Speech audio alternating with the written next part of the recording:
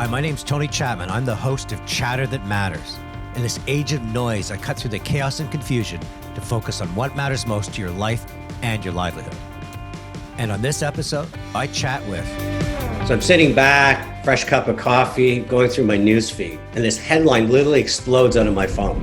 Walmart Canada puts nation's food supply at risk because of increased fees. So of course I scroll down. It's authored by Michael Graydon. Now I know Michael, he's not a confrontational guy. He's a win-win. He's looking for consensus. He quarterbacks an association called FCPC. Their job is to represent small to multinationals, people into the business of food and consumer goods, manufacturing and distribution. 300,000 jobs are involved with the association he represents. 90 billion in sales. So I wanted to ask Michael, what spawned this sort of emotionally charged, especially putting a brand like Walmart front and center in the headline? Well, thanks, Tony. It's a real pleasure to be here. I think taking the approach we have is just out of pure and utter frustration. Our industry has been fundamentally bullied over the last number of years by the retail channel in regards to very significant cost increases to do business with them. In the last 4 years, we've had almost a 22% increase in the cost of getting goods on shelf. This is getting to the point that we are, as an industry,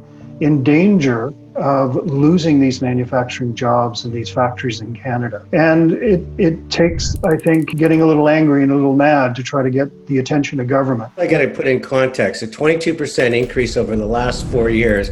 How would that compare to similar markets like the U.S.? The U.S. has been flat in that same time frame because the United States doesn't deal with the challenges we have here in Canada, which is the consolidation of the retail market. You've got 4 retailers that control 80% of the grocery retail, and that consolidation has been allowed to happen by the Canadian government. The federal government, the Competition Bureau, has allowed these mergers to take place and to create, for all intents and purposes, this monopoly. So Walmart might be leading the charge, but you're expecting that if this manufacturers agree to this, every retailer is going to have a similar appetite to say, I want more from you to pay for the things that I want to do. That's the normal course of action. And, I understand the other retailers. They want to be treated fair as well. They don't want one particular retailer to have a significant competitive advantage on cost. Today, there is about $4.3 billion a year transitions from the manufacturer to the retailer. It gets to the point where there's only so much you can get. The food and consumer goods industry is a 3 to 5% margin business. Well, Walmart's asked for 6.25% discount on every good sold through their e-com business. It means we're giving it away. Strong retail needs strong manufacturing. Strong manufacturing needs strong retail. It can't be a one-sided affair, and it is evolving quickly to that. So, Michael, I get the benefit of having a more balanced approach for manufacturing retail. What's in it for the consumer? Well, the consumer gets more choice. The consumer gets more innovation. The retail grocery market in Canada is relatively flat. It's not growing significantly. And part of that is because there's just not a lot of innovation. And so they're going to get the incremental assortment of product. They're going to get the investments in sustainability and packaging, the things that they're looking for their own personal sort of satisfaction. There's tremendous advantages. And if we can get better efficiencies, then it's going to have a very positive impact with regards to deflationary pricing. But if we continue the way it's going now, it's going to be inflationary, and the price of food is going to continue to go up in this country.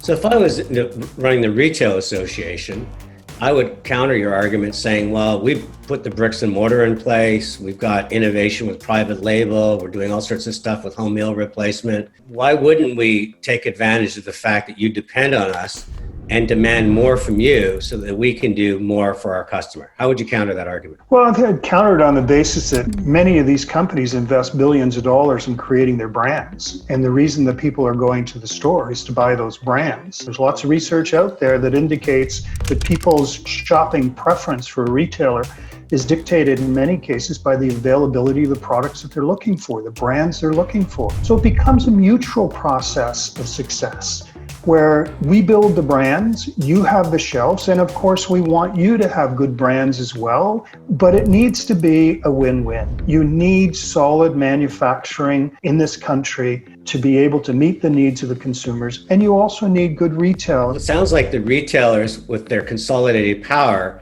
are holding 4 aces, the manufacturers maybe a couple of pairs. What's the solution? What can you do about it to level the playing field and to create the kind of win that you're offering the consumer? There needs to be a significant cultural change, and it needs to be a change where we're not continuing to look at the dead net cost and the cheapest way to get a product to that retailer. This consolidation issue has happened in other markets around the world. The UK is a prime example, very similar, where about 5 operators control 85% of the grocery retail. And this same problem emerged, this transference of margin from the manufacturer to margin to the retailer. And the federal government in the UK stepped in and put a code of conduct, a legislated code of conduct. The end result, Tony, was very simple. Manufacturing profitability increased, and the investments in capital and innovation went up. Retail profitability went up, and consumer pricing went down. So it was a win-win-win. Why did it end up like that? Because the culture changed, and the focus was looking for efficiencies from the farm gate to the shelf, collaboratively trying to find those, making the process of business much simpler and easier, and then translating those efficiencies into margin and investment. And that happens in Australia, it's happened in New Zealand, in the UK, and now the European Union. 27 countries are instituting a code of conduct for exactly the same reasons.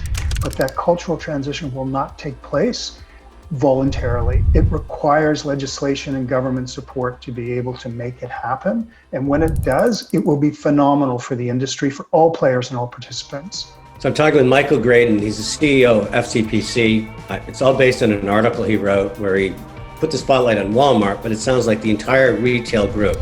This is what happens in capitalism when there's too much consolidation. You put a lot of power in the hands of one versus the other, and often that power turns into what they've deemed to be their advantage. But when you look at the long-term playground that Michael's presented, he's saying what Canadians deserve: affordable food, innovative products on the shelf, a great relationship between the retailer that represents those products and everybody that supports it, manufacturing, distributing. So Michael, I hope that your conversations with the government goes well, and more importantly, that maybe we get back to what people realize, that this is a supply chain, not one link that can beat on another. Thanks for joining me in Chatter That Matters.